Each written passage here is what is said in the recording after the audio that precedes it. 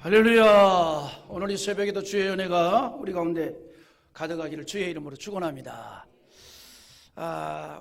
이번 주제가 하나님께 소망을 두고 살자. 하나님께 소망을 두고 살자는 전체 주제를 가지고 오늘은 하나님을 소망해야 될 분명한 이유를 찾아갑시다.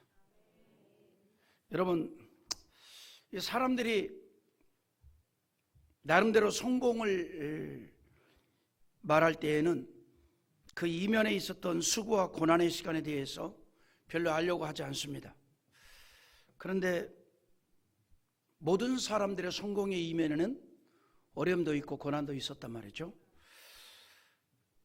이스라엘 백성들이 지금도 가장 그리워하는 그 이스라엘의 역사 가운데 가장 그리워하고 고대하는 왕정 시대가 있습니다.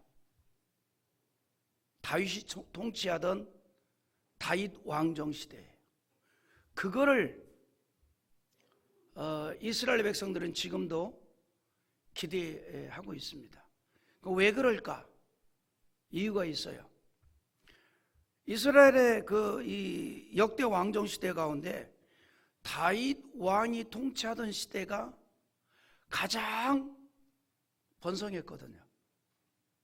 가장 번성했단 말이죠. 그래서 지금도 다윗 왕정 시대의 그 영화를 소망하고 기대하고 있습니다. 그렇게 놓고 본다면 다윗은 굉장히 성공한 왕이죠. 성공한 왕이다. 인간적으로 놓고 볼 때도 좀 그런 면이 있잖아요. 베들레헴 가난한 목동 출신이 이스라엘 백성들이 가장 기대하는 왕이 되었단 말이죠. 그러나 그건 겉으로 보이는 다윗의 모습이었고 그의 인생을 이렇게 놓고 보면 눈물로 그려진 삶이었다 해도 과언이 아닙니다. 눈물로 점철된 인생이었다. 오늘 말씀도 그런 다윗의 어려운 때를 우리에게 말해주고 있습니다. 무슨 얘기냐면 다윗은 참 그 데뷔 자체가 전쟁 중에 데뷔를 했잖아요. 그러니까 이스라엘과 블레셋이 전쟁을 하고 골리앗이라는 장수가 나타난 이유가 뭔지 알아요? 다윗을 등극시키려고 골리앗이 나온 겁니다. 그러니까 여러분, 이 골리앗은요, 하나님께서 골리앗을 사용한 거예요. 뭐를 이루기 위해서? 다윗을 등극시키기 위해서 골리앗을 사용한 겁니다. 그러니까 모든 이스라엘 군사들이 두려워 떨고 또 사울 왕조차도 어떤 대안을 찾지 못할 때에 그런 그 상황을 만들게 한 장본인이 누구냐면 골리앗이잖아요. 그런데 그런 골리앗이 있었기 때문에 다윗이 등극을 할 수 있었고 순간적으로 모든 사람들의 시선을 받게 하였다는 거죠. 그러니까 다윗은 데뷔 자체가 전쟁이에요. 전쟁 중에 데뷔를 했다고. 그리고 그의 삶이 날마다 전쟁이에요. 날마다 전쟁. 오죽이나 전쟁을 많이 하고 피를 많이 흘렸으면 그렇게 성전을 건축하기를 원하고 소망하고 간절히 기대했지만 하나님께서 다윗에게 성전 건축을 허락지 않았어요. 대신 다윗의 신앙을 보고 너 아들 때에 건축하게 하리라. 그렇게 한 이유가 뭐예요? 다윗이 너무 많은 피를 흘렸단 말이죠. 너무 많은 피를 흘렸다. 여러분, 우리가 솔로몬이 성전 건축을 했지만 그 건축을 할 수 있도록 모든 준비는 다윗이 했어요. 그럼에도 불구하고 하나님께서 허락지 않았다는 거죠. 너무 많은 피를 흘려가지고, 너무 많은 피를 흘려서. 그래서 여러분, 우리 인생이요, 이렇게 피를 많이 흘리고 살면 안 된다고. 예? 따라합시다. 상처 주지 말고 상처를 싸매면서 삽시다. 아멘입니까? 그래서 누가 이런 말을 하더라고요. 가시가 있는 아름다운 장미가 되기보다는 들판에 하늘거리는 가시 없는 들꽃이 되는 게 낫겠다. 내가 한 말이요.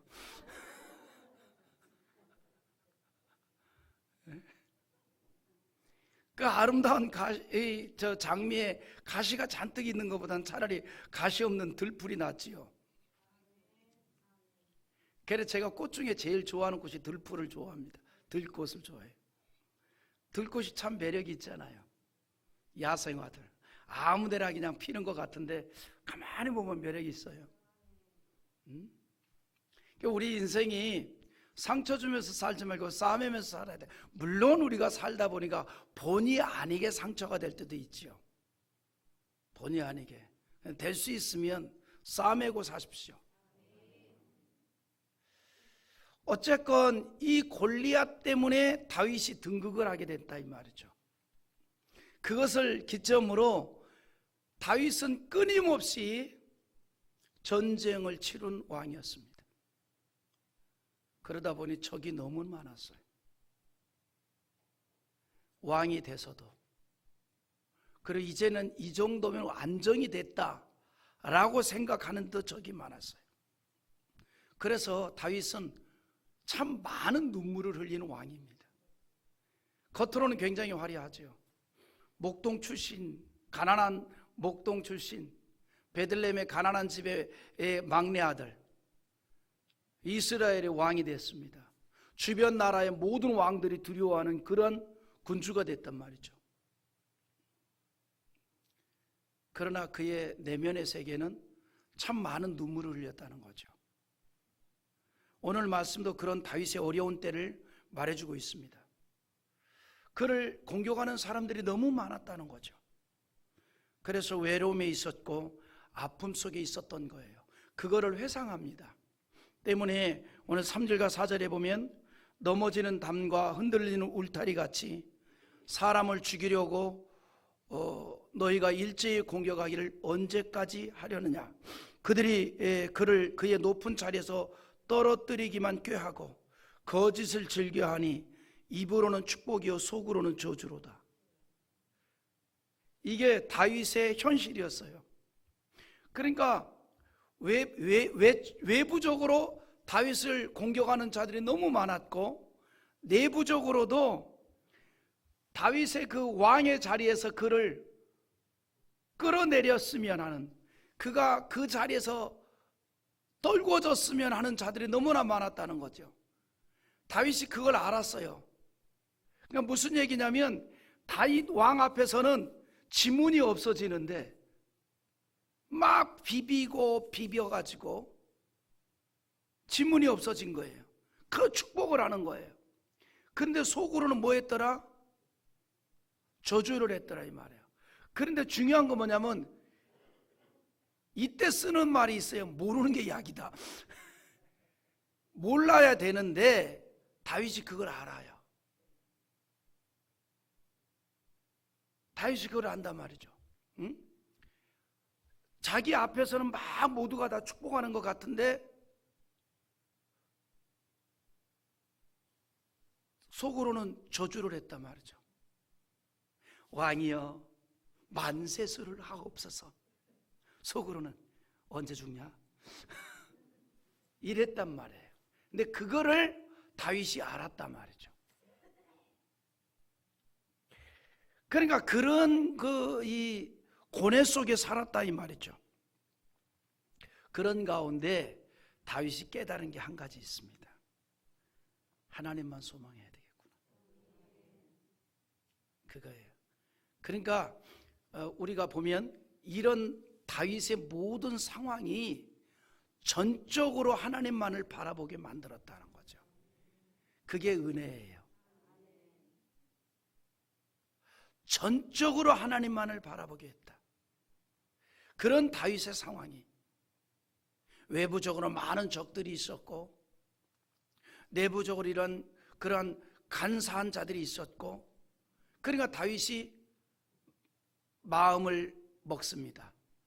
또 그렇게 마음이 향할 수밖에 없어요. 하나님밖에 없겠구나. 하나님밖에 없겠구나. 하나님만이 나의 인생의 구원자이구나. 그래서 오늘 1절에 이렇게 말하는 거예요. 한번 읽어보세요. 1절 시작.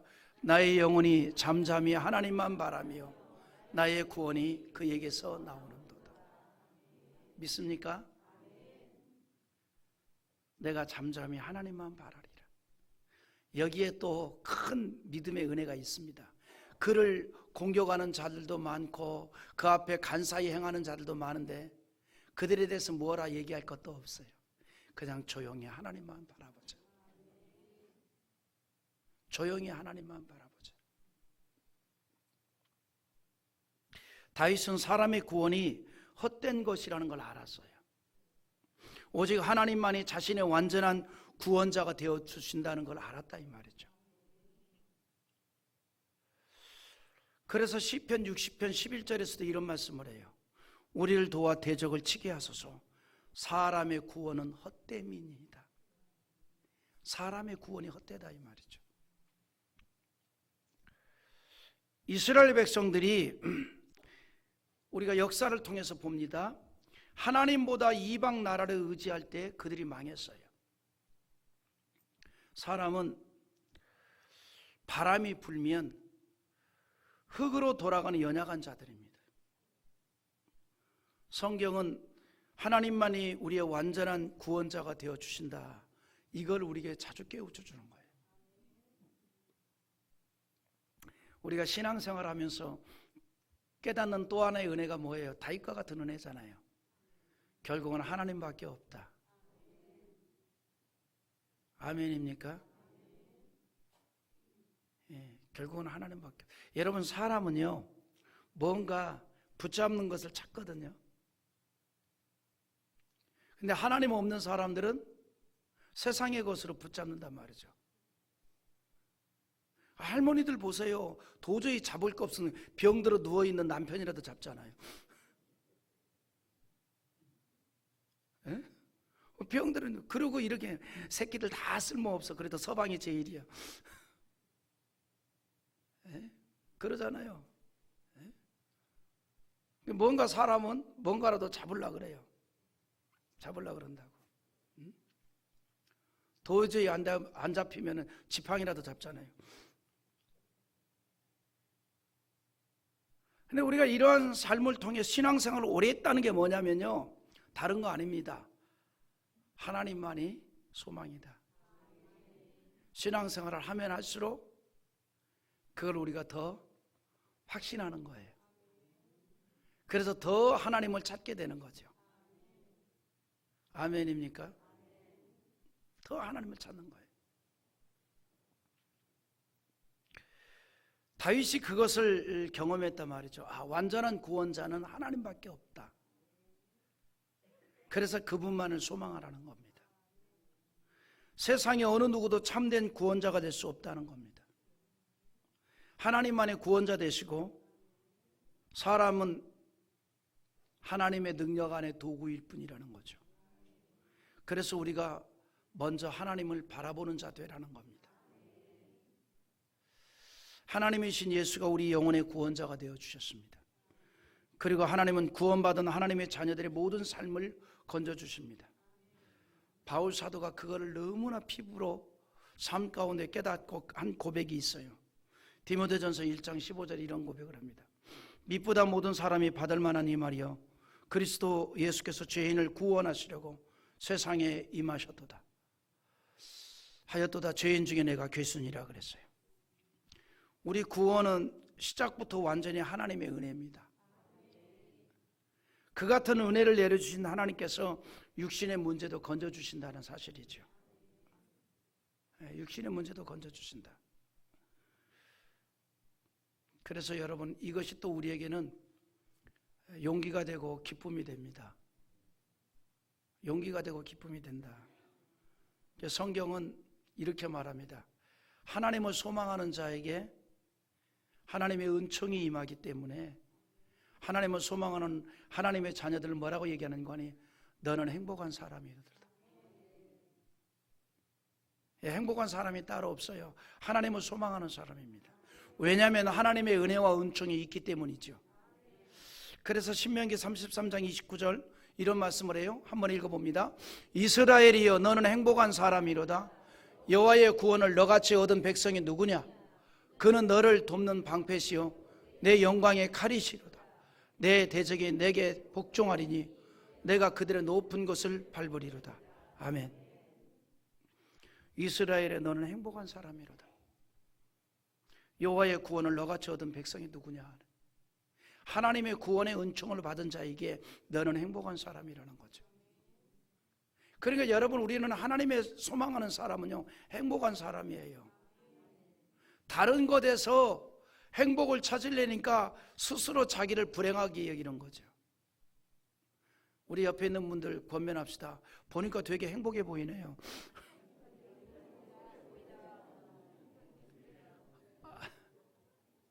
왜 행복해 보이냐면 오로지 하나님만을 소망하니까. 오로지 하나님만을 소망하는 사람은 행복한 사람이란 말이죠. 그런 은혜가 가득할 수 있기를 원합니다. 그래서 유일한 구원자 되시는 하나님만을 바라보고 소망하는 게 참 귀한 일이라 이 말이죠. 때문에 사람이 어떤 어려운 일을 만나게 될지라도 여호와의 구원하심을 바라고 잠잠히 기다리는 거 참 좋은 일입니다. 참 좋은 일이다. 하나님의 역사를, 하나님의 구원하심을.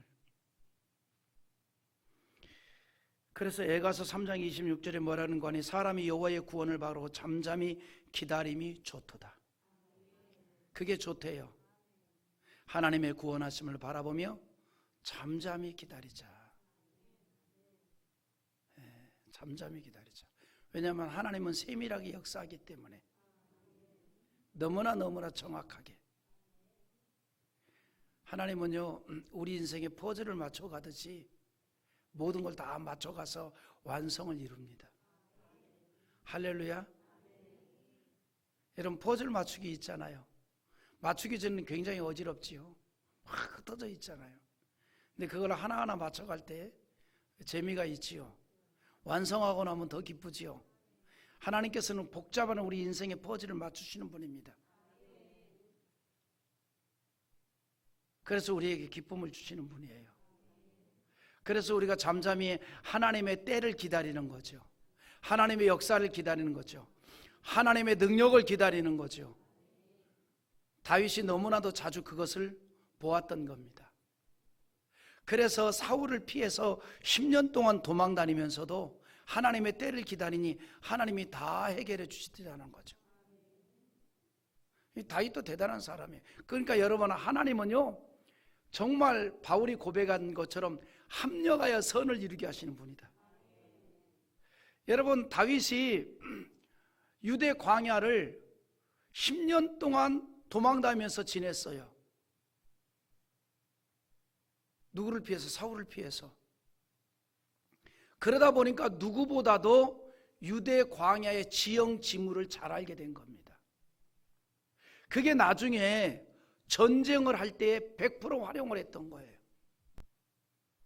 어느 지역으로 가면 계곡이 있고, 어느 지역으로 하면 물이 있고, 어느 지역으로 하면 동굴이 있고, 어느 지역으로 하면 내리막이 있고 오르막이 있고, 그 지형 지물을 너무나 잘 알게 된 거예요. 나중에 전쟁을 할 때에 자기가 너무 잘 아니까. 여러분, 다윗의 전쟁의 특징이 뭐냐면요, 자기가 항상 군사를 이끌고 앞장서 나갔어요. 요즘으로 말하면 나를 따르라. 그 앞장서 나갔어요. 왜? 누구보다도 그 지형 지물을 잘하는 거예요. 그거를 100% 활용했던 겁니다. 그러니까 3년 동안 도망다니면서 숨었던 그 장소들이 헛되지 않았다는 거죠. 잘 기억하십시오. 하나님의 은혜 안에서 사는 자의 삶은요 절대로 손해보는 것이 없다 이 말이죠. 다 사용하십니다. 다 하나님께서 필요로 하셔서 사용하신다는 거죠. 그래서 때로는 우리가 여호와의 구원을 바라고 잠잠히 기다리는 게 좋을 때가 있다 이 말이죠. 여호와만이 우리의 유일한 반석이기 때문에, 그래서 그를 소망하는 거예요. 그게 귀한 일이란 말이죠. 하나님 여호와께서 기가 막히게 이 일을 이루어 가시고 만들어 가시고 해결해 주시고, 할렐루야. 근데 그냥 잠잠히 기다리는 것이 아니라 여호와의 역사심을 믿는 믿음으로, 그래서 기도하면서. 그러므로 오늘 본문 2절에서도 한번 또 읽어봐요. 2절. 오직 그만이 나의 반석이시요 나의 구원이시요 나의 요새이시니 내가 크게 흔들리지 아니하리로다. 이것이 바로 하나님을 소망하는 자의 모습이에요. 내가 크게 흔들리지 않는다는 거죠. 마음이 함부로 호들갑 떨지 않는다 이 말이죠. 호떡집에 불난 것 같이 호들갑 떨지 않는다 이 말이죠. 여러분, 왜 호떡집에 불났다고 그러는 줄 알아요? 호들갑 떠는 사람에게 호떡집에 불이 났어. 그래서 이것을 알려야 되는데 너무 심장이 그냥 쿵쾅쿵쾅 뛰느라고 발음이 안 되는 거야. 호.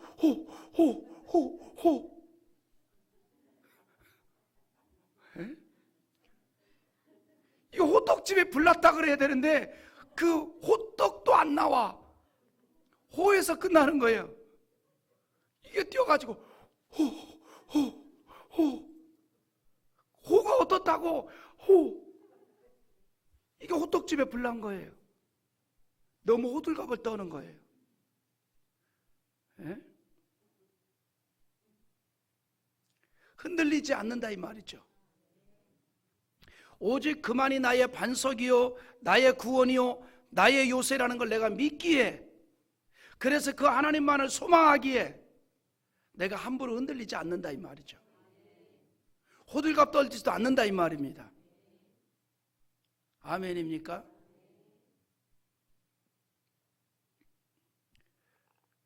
반석처럼 무게감이 있게 된다 이 말이죠. 애지간 일에 대해서 놀라지 않는다 이 말이에요. 천둥 번개가 쳐도 놀라지 않는다 이 말이에요.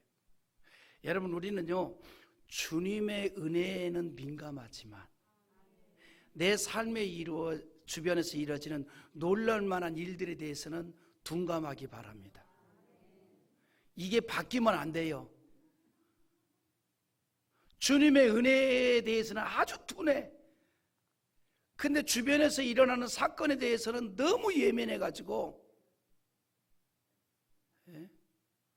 참새가 날아오는 것만 해도 무슨 지진이 일어나는 줄 알고 놀라는 사람들이 있어요.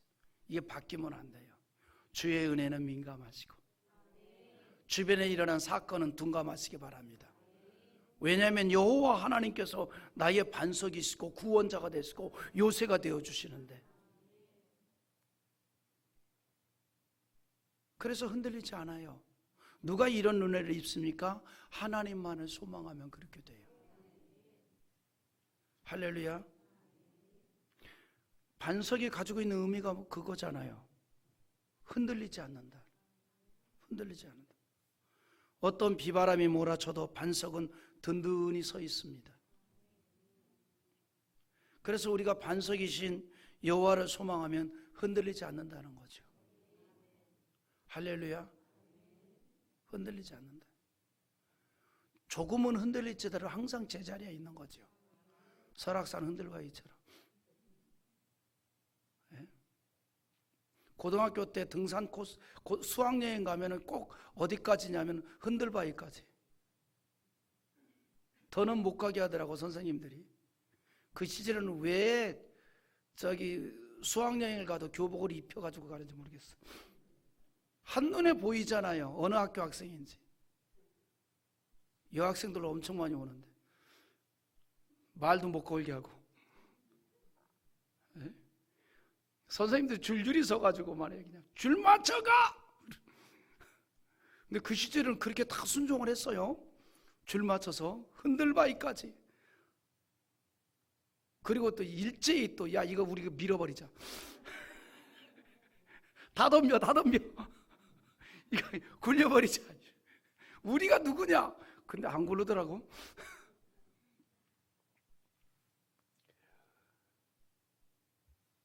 반석이신 주님을 바라보는 자, 우리 마음도 반석이 되는 거예요. 어떻게 하면 그렇게 됩니까? 하나님만을 소망하면 그렇게 됩니다. 여러분, 성도들이 신앙생활을 하다가 왜 흔들립니까? 간단해요. 사람을 보기 때문에 흔들리는 거예요. 사람이 아무리 능력 있는 것처럼 보여도 그는 사람일 뿐입니다. 하나님이 아니에요. 순간순간 변합니다. 여러분, 살아있는 사람과 죽어있는 사람의 특징이 뭐 하는 줄 알아요? 죽어있는 사람은요, 가만히 있고 살아있는 사람은 움직여요. 몸만 움직이는 게 아닙니다. 생각도 움직입니다. 그래서 사람은 생물이라 이 말이죠. 생물의 특징은 변한다는 겁니다. 변해요.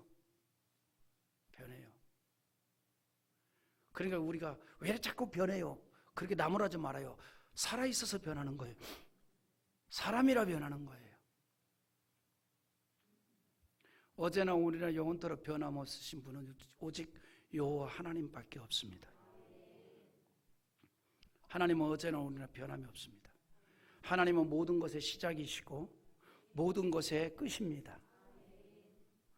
그리고 우리는 그 하나님의 권세 아래, 능력 안에 벗어날 수가 없다는 사실입니다. 우리 모두가 다 하나님의 영향력 안에 있습니다. 그래서 요한계시록 22장 13절에 나는 알파와 오메가여 처음과 마지막이요 시작과 마침이다 그랬어요. 내 인생의 시작부터 마지막까지 다 하나님의 능력의 범위 안에 우리가 있다 이 말입니다. 다윗은 말씀드린 대로 일생 동안 수많은 어려움을 겪었어요. 그런데 그런 수많은 어려움을 경험한 후에 깨달은 것 하나,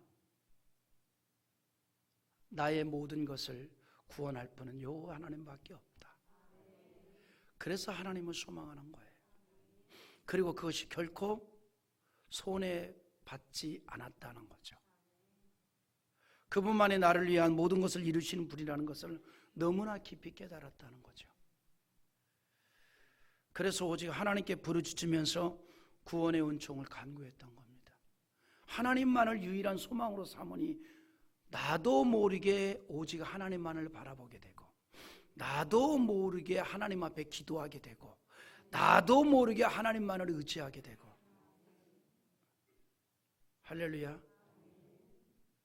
그래서 하나님만을 소망하는 게 이런 유익을 가져오는 거예요.